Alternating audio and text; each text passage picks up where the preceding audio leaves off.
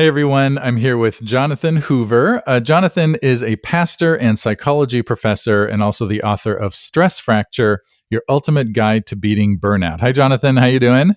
Oh, I'm doing great. Thank you for having me on the show. Yeah, I'm so glad to have you here. Tell us briefly what you do. Yeah, so I have two full-time jobs, and I love them both. I'm an associate pastor at a large church here in Wichita, Kansas, and then I am a psychology professor, and I direct the Master of Science in General Psychology program for Regent University, which is in Virginia Beach. So I do that remotely. Yeah, that's great. And you write books too. Yes, somewhere in there. Yes. Yeah. And uh, we were joking just before we started. I think it's a great title. And you were joking about your ultimate Yeah, guide. the tagline, your ultimate guide to beating burnout. Yeah, they wrote that. I didn't. I'm like, it's a good guide to beating burnout. Ultimate, Yeah. I don't know. We'll see over time. That's right. Maybe, you know what? Maybe it is Who the knows? ultimate guide. It's in We'll the find running. out. Let's put it that way. It's in the running. We'll see how they place. Yeah.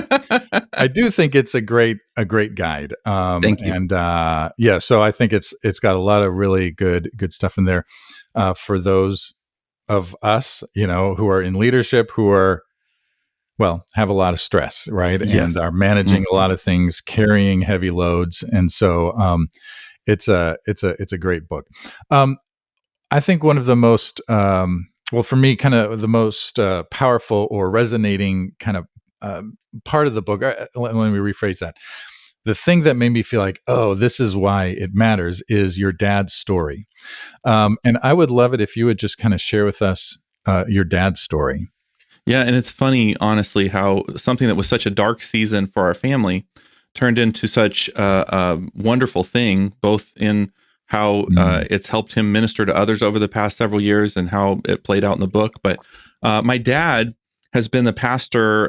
He's been pastoring at this church for almost 40 years. It'll be 40 years this next year. Wow. And he shepherded the church through some major changes. One of those was we outgrew our property. We were landlocked in this small church building on the south side of town. And the northeast side was where everything was growing at the time. And so my dad set a vision to move and build, which is a pretty big thing to sell people on. We're going to move 15 minutes away on the other side of town. Yes, if you're listening to this in LA, in Wichita, 15 minutes is the other side of town. Yeah, right. But so going through that was a lot of stress. Building a new building, relocating the church was a lot of stress. And then after that, in about 2004, my dad became concerned that our vision wasn't quite what it needed to be. We really were a church for church people. And my dad felt like he wanted, if he was going to spend the rest of his life ministering at this church, he wanted us to become a church about people who weren't here yet. He wanted us to become a church that was about paying any price to reach the spiritually unresolved people in the city of Wichita. That was a huge thing. And over the next year, we lost 80% of those who were attending our church that just didn't see the vision that way, because it meant a lot of restructuring, a lot of changing how we quote unquote did church. So there was a ton of stress in that season of people walking away, longtime friends walking away, just not seeing the vision the same way. Some people leaving meanly from the church. That was a lot of stress there. By the time I came on staff in 2010, we were past that. So here's the cool thing. While we were losing that 80% of people that I grew up with that went to that church, God was sending new people in as they were leaving. So we never dropped in attendance. Oh, there were those people that were coming in who were non-churched. And then after that back door closed, we grew by about 1,000 a year for the next few years. And so when I came on staff, we were running about 4,000 on the weekend. And we were past what I would picture as the most stressful moments of the church, relocating, changing the vision, all of that. And it was sort of like, you would think it would be a time where you could take a deep breath. Yeah. And my dad, all through all this craziness, he was always the adult in the room, always the person who was incredibly emotionally stable. When everything would be going nuts, people would look at my dad and say, what do we do? So when I came on in 2010, that was the vibe I was used to. And in November of that year, I was in a staff meeting with my dad, and I watched as something just wasn't right with him. I stayed after the meeting. I asked him a couple of questions, just little simple, not important questions. He wasn't even answering me. He was staring off into the distance, and he was not okay. It was clear to me he was not okay. And within an hour or two, I was getting calls from our executive pastor and from my mother, letting me know that my dad, they were telling me what I already knew. Dad's not okay. They told me that we were going to have to get him some help, and I was going to have to speak in my dad's absence. That scared me to death. I was 29, just came on staff. But my dad, to let you know a little bit what he was going through, he was terribly anxious one moment, depressed the next moment, weepy. I'd never seen my dad weepy before. Sure that he was dying. That was the main thing. He was absolutely certain that he was sick and dying. And anxiety and burnout travel together. And the sort of like anxiety that the worst thing is going to happen is very common when you really bottom out and burnout.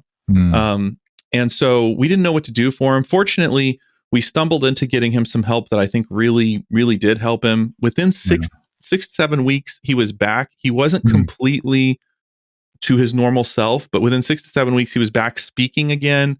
And then in the, what would you say, 14 years since, he's had the greatest years of ministry since then. But that window of time was scary. And I was starting my education in psychology at the time. And I was determined to figure out what was it that we were looking at, because it was so weird. Nobody gave us a good explanation. And what the book came out of was I wanted to be able to give people like my dad some sort of resource to help them. I wanted to write the book that we wished we could have given my dad. And that's kind of how this process started. One question that I did not have written down, I sent you kind of a list of here are the things I'm thinking of asking, but one that occurred to me just now, I think sometimes when we, like what you're describing is like, what's going on here? Sometimes people might say, oh, well, there's something spiritual, and it might be spiritual, but in the sense of, well, if you just pray more, or if you just read your Bible more, then you'll be okay. How do you respond to that?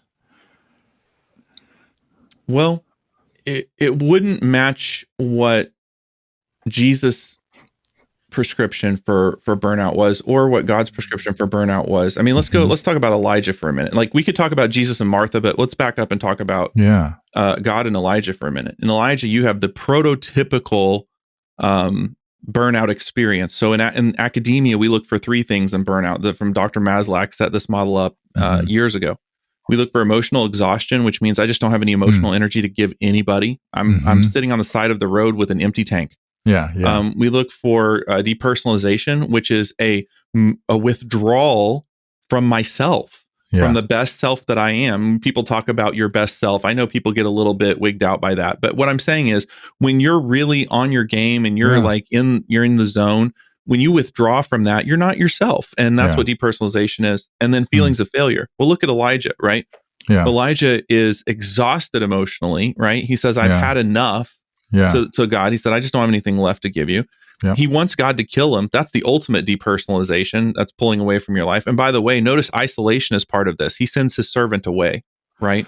And then feelings of failure. He says, I'm no better than my predecessors, right? So perfect example of burnout.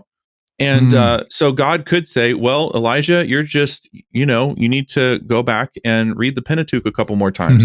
But actually what God does, he sends an angel, and notice that the angel makes him sleep, makes him eat twice, right?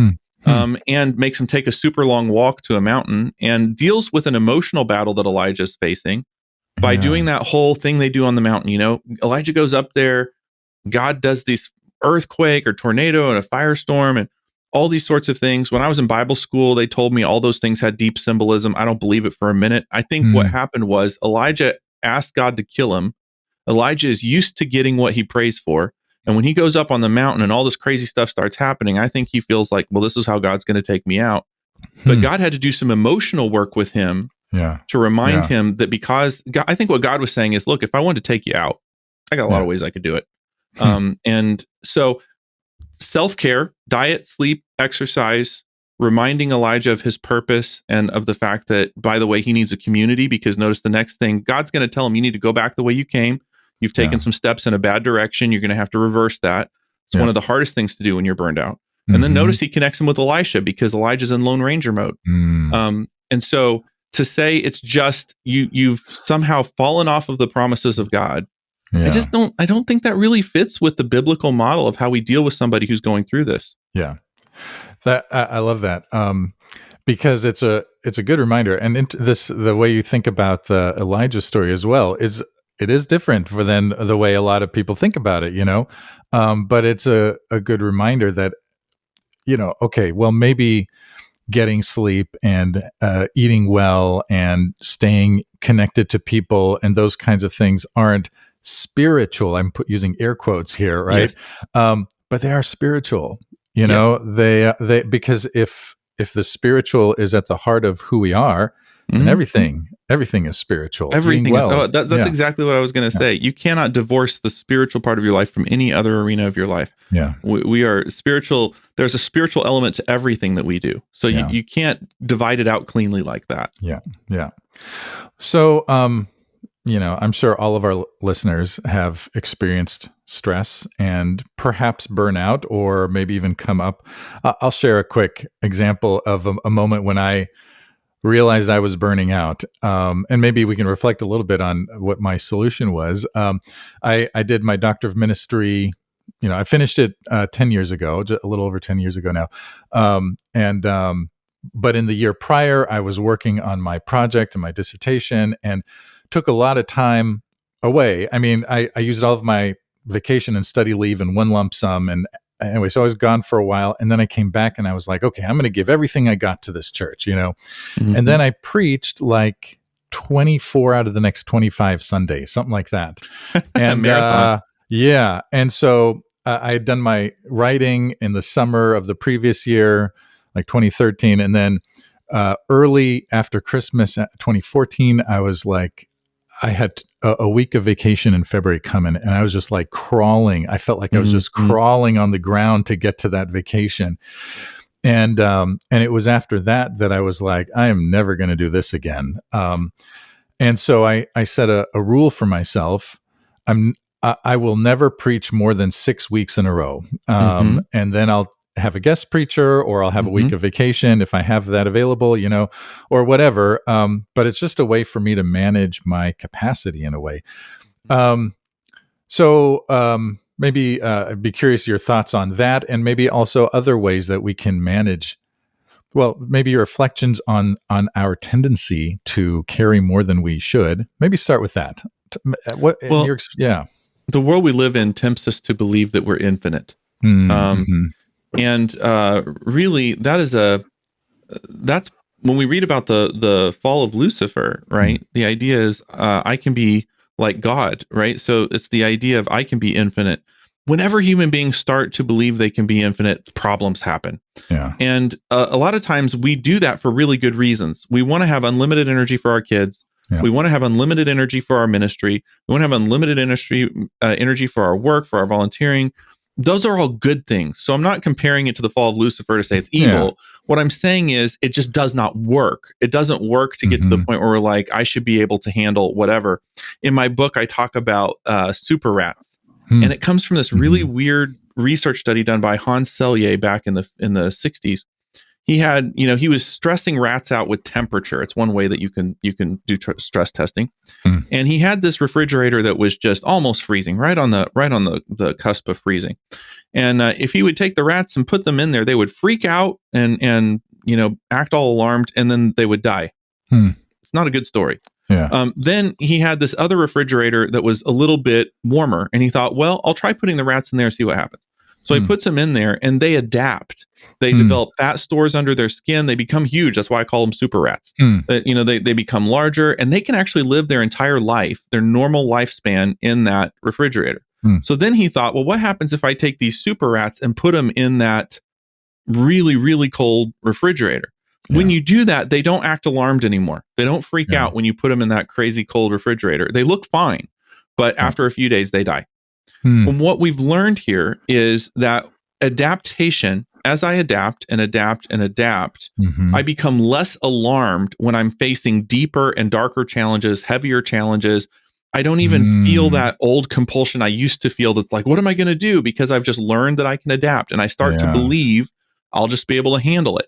This happened with my family. I'll just be able to handle it. This happened at work. I'll just be able to handle it. And because we've been able to handle it before. But at a certain point, that energy just isn't there. And then you have a straight up collapse, right? Yeah. That's what happened with my dad. My dad had lived his life in a high state of adaptation, just adapting to the next challenge, next challenge. Yeah. But there's nobody to wave a flag in front of you to say, you don't have any more gas in the tank. And when you hit that point, then and what you did by creating some margin is it is a very proactive step towards saying, I know nobody's going to be there to wave the flag at me. I get that. So I'm not going to live as though I'm infinite. I'm going to know that I can adapt to challenges, but I'm not going to just assume that I always can. And I'm going to make sure I leave myself some margin. Yeah. That's really good.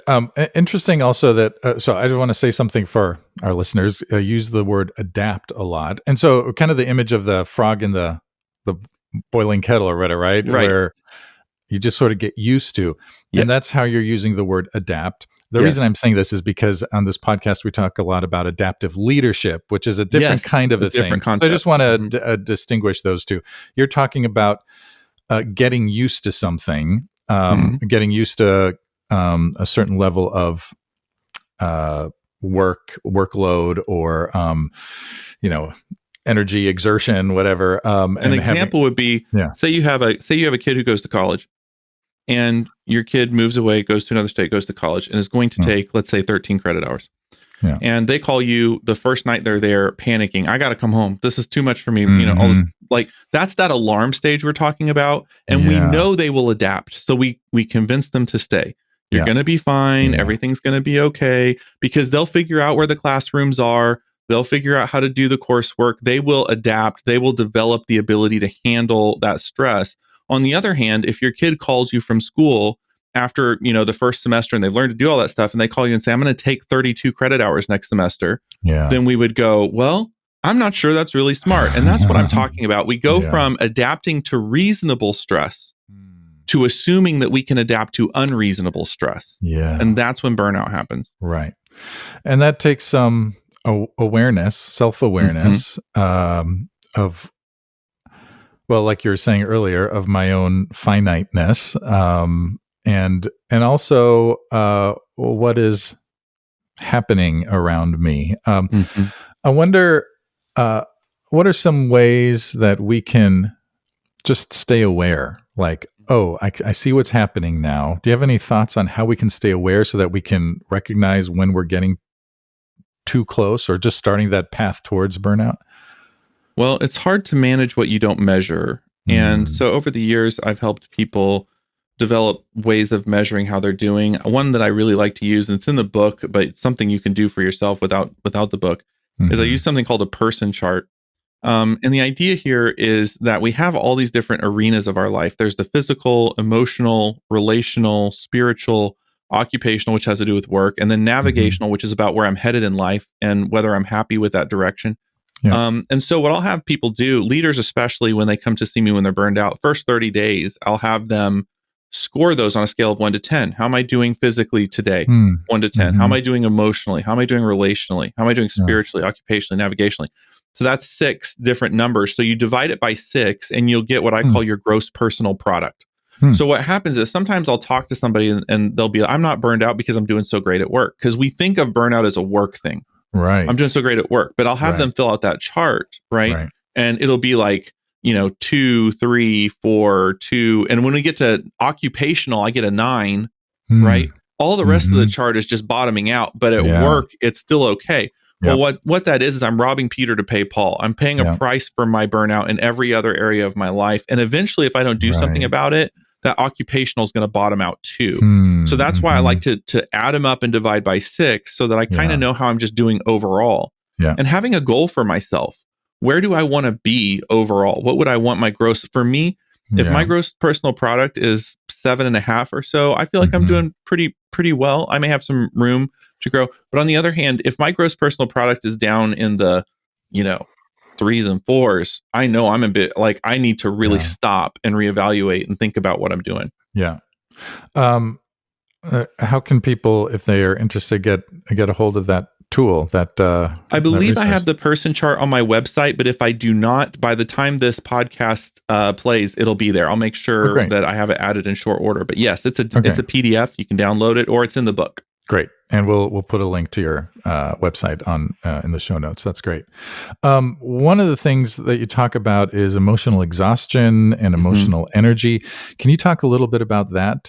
You've kind of, I think, described a little bit of it already, but just kind of fill that out. What is emotional Yeah, exhaustion? What happens when we run out of emotional energy?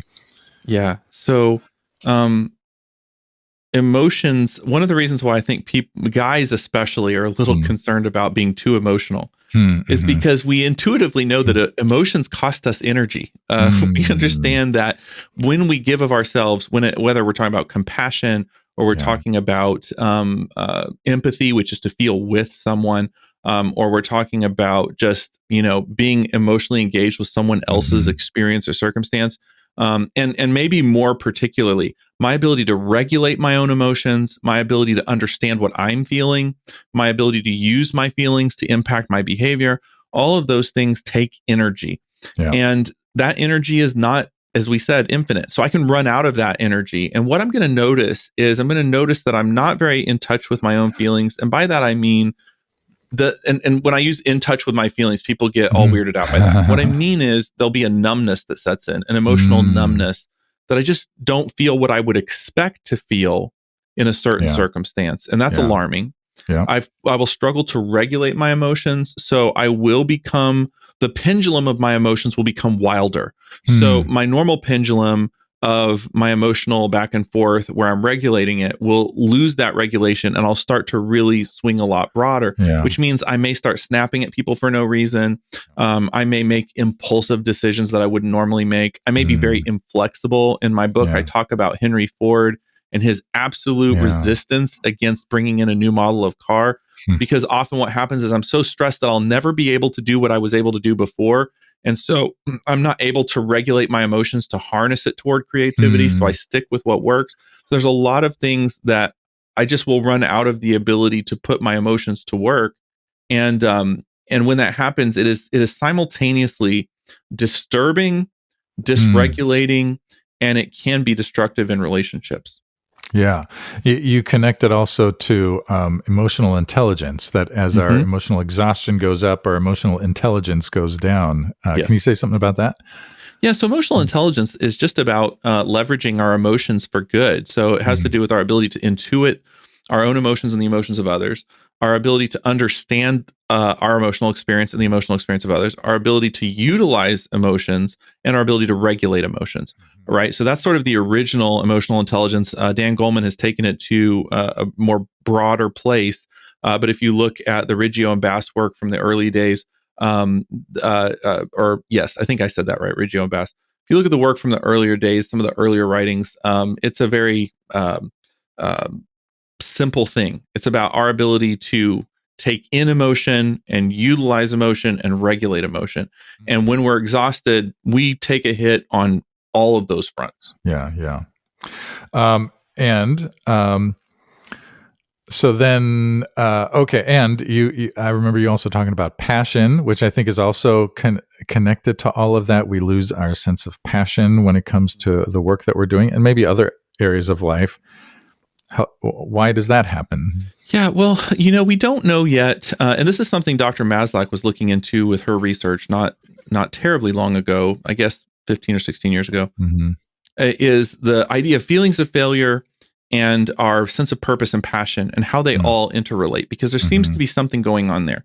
Because Yeah. one thing about burnout, when you talk to somebody who's burned out, they are kind of fatalistic about Mm. their current level of success, past Yeah. success, and definitely about future success, right? About Mm. my ability to be successful moving forward. Yeah. And so a lot of times I think here's where I'm saying I think the nexus might be. I think Hmm. sometimes we sense a passion to do things because we believe we will be successful at them. There Mm. is simultaneously the healthy challenge of it Hmm. and also the belief that I will be able to do this. Hmm. But when the challenge becomes too much and not healthy, Mm. and I begin to believe I will not be successful at it, We begin to withdraw. That's that depersonalization. I begin to withdraw from what I would normally move toward, the challenge I would normally move toward.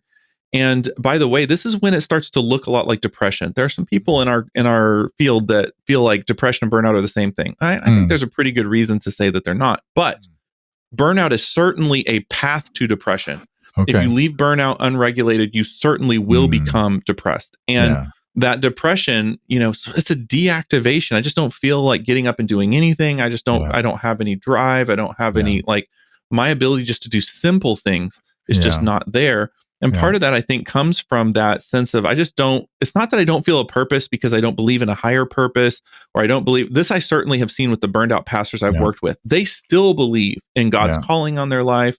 They still believe in the worthwhile nature of ministry, all those things. It's not that they become jaded in that sense. It's that they've now gotten to the point where they feel so much like they're going to fail, and like it's a mountain that's too much to climb, that they've pulled away from their purpose, and now they don't even know what their purpose is. That's a scary place to be. And I also think, going back to our story with Elijah, I think that's something that people have struggled with for thousands of years. But that's also another indicator. People are always asking me, what are the indicators that I'm burned out? One of the indicators is that things I used to be passionate about, I'm not passionate about anymore. It's not that I think they're bad. I just don't personally have a passion for it anymore. And I miss that passion. As you're describing this, there's like my experience over the years has been, the language of passion sometimes feels kind of funny, because I would say that how do I want to say this? I'm not less passionate, but I'm less like wound up. Yes. Does that make sense? Yes. Like, as a young pastor, I was like, I got to do all these things. I got to really show everybody that I got it. And I was very wound up, and it felt like passion. Right. And now that I'm a little bit older and I've been through some challenges over the years, I still love Jesus, and I love ministry, and I love people, and I love when people find their wholeness, in Jesus. And so there's a passion there, but I'm less wound up about it. So anyway, I don't know if there's anything to say about that. Go ahead. You're probably more passionate than you think. Maybe. The test with passion, is, if I were to take away from you what you currently do, you would terribly miss it. And it would be a hole. There would be a hole there. If I'm dealing with a person who's burned out, they really wish I would take away what they're doing right now. And that's, again, look at Elijah. He's like, I want to be done. And again, I truly believe he thought God would let him be done. I don't think this is spiritual melodrama. So I really think he thought, so passion isn't necessarily I'm that charismatic, enthusiastic, going nuts all the time kind of thing. Passion is about that thing that I engage with every day, that if it were taken away from me, I just wouldn't be myself. I don't know if that makes any sense. That makes perfect sense. I think that's a great way of describing it. If you were to take it away, you would lose something that you love, right? You lose a part of yourself. That's beautiful. One last kind of thought. You've kind of touched on this already in terms of self-awareness and that kind of thing. One of the things that we talk about on this podcast a lot, well, I mentioned that we talk about adaptive leadership, and we use the language of the balcony and the dance floor, which comes from Ronald Heifetz and Marty Linsky, who are leadership, kind of written a lot of leadership stuff, especially in adaptive leadership. And the idea is, in leadership is, you spend time on the dance floor, which is the work that you're doing, and, interacting with people, and just all the work of whatever it is that you're leading. In our case, churches usually, or ministries.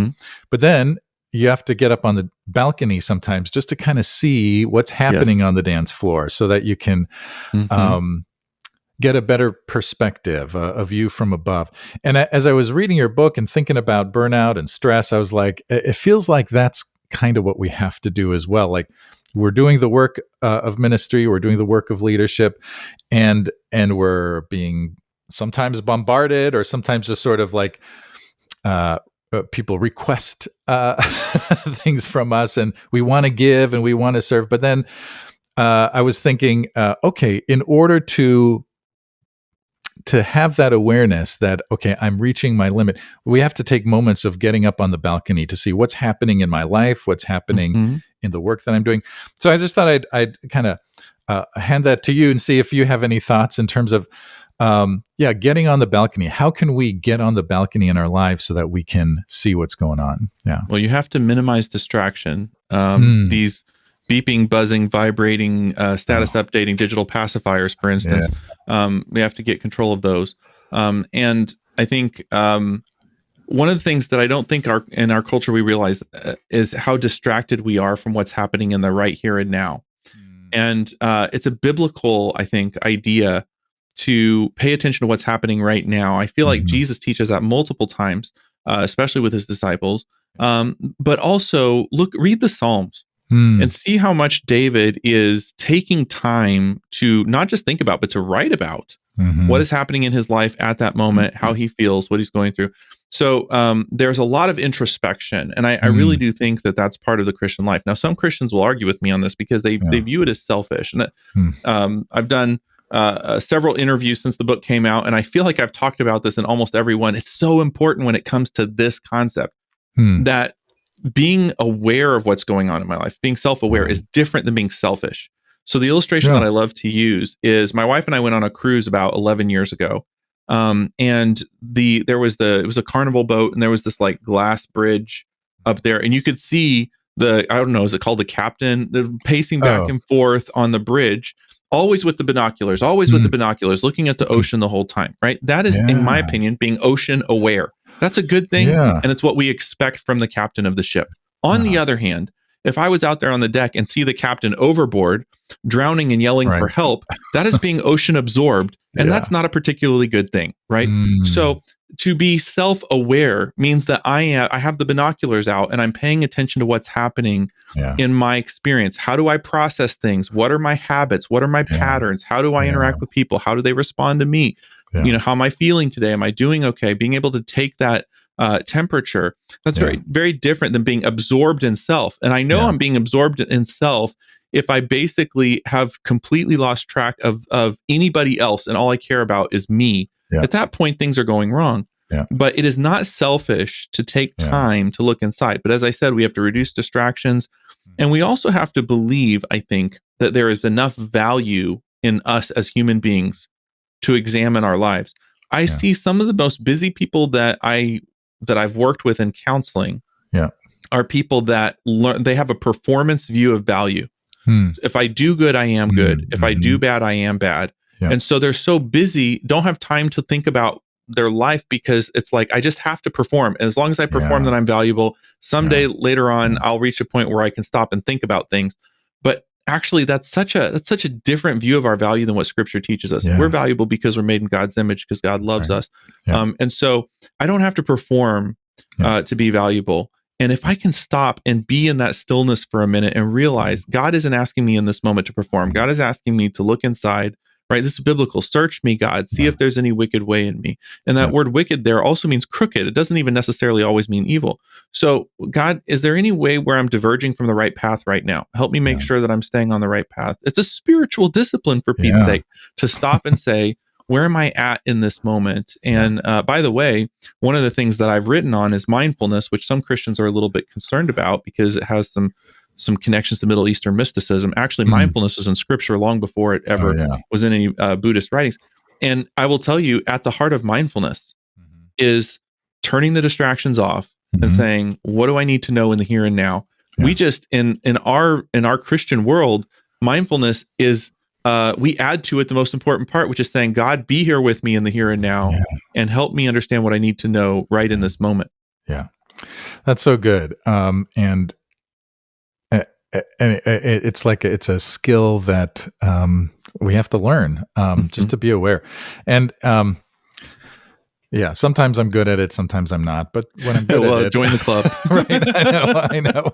When I'm good at it, in those moments when I am being mindful, like there'll be a frustration. So I'm like, why am I feeling this right now? Right. And it can be as simple as that. Why am I feeling this right now? Why did that person walking in the room cause me to tense up or whatever? Right. Those little things are, Anyway, You so you know, yeah. we in psychology we say that people underestimate their ability to adjust if they were just aware of what's happening. Hmm. Awareness is a precursor to adjustment. We want to adjust our behavior, we want to adjust our thoughts, we want to adjust the way we respond to things, but usually we don't adjust not because we don't have the power to do it, but we haven't become aware yet of when it's happening Mm, so that we can actually do something at that point. So I always try to yeah, when I'm counseling folks, I always try to say, let's start with awareness before we even yeah, try to move the needle, yeah, right? If it's something I want to change, the first thing I have to do is just become cognizant when it's happening yeah, and be yeah, aware. And then once that happens, then we can come up with a plan of what to do when yeah. it happens. I love that. Awareness is a precursor to adjustment. Yes. That's great. Well, Jonathan, this has been a great conversation and so important because we all struggle with stress and sometimes burnout, but stress for sure, right? And so Mhm. managing that before we get to burnout is so valuable. And the book is great. So before we go, is there, if anyone wanted to find out more about you and the work that you're doing, is there anywhere that they can go? Yeah, absolutely. So my website is drjonathanhoover.com. So just drjonathanhoover.com. Hmm. And there's a bunch of stuff there that goes years back, blog posts and connections to our new podcast, which you can also find our podcast as the Dr. Jonathan Hoover Show. You can find it on YouTube or, wherever you get your Hmm. podcast, Spotify and all those places. Yeah. Or I at Newspring. You can go to newspring.org. That's the church that I serve. And you Okay. can, you heard me talk about my dad. You can hear his Hmm. messages and hear my Mm. messages. All that's on the church website. Awesome. Awesome. Well, thank you for this really great conversation. Thanks for your book and just thanks for all the good work that you're doing. Thank you, Marcus. It's been a joy to be on your show.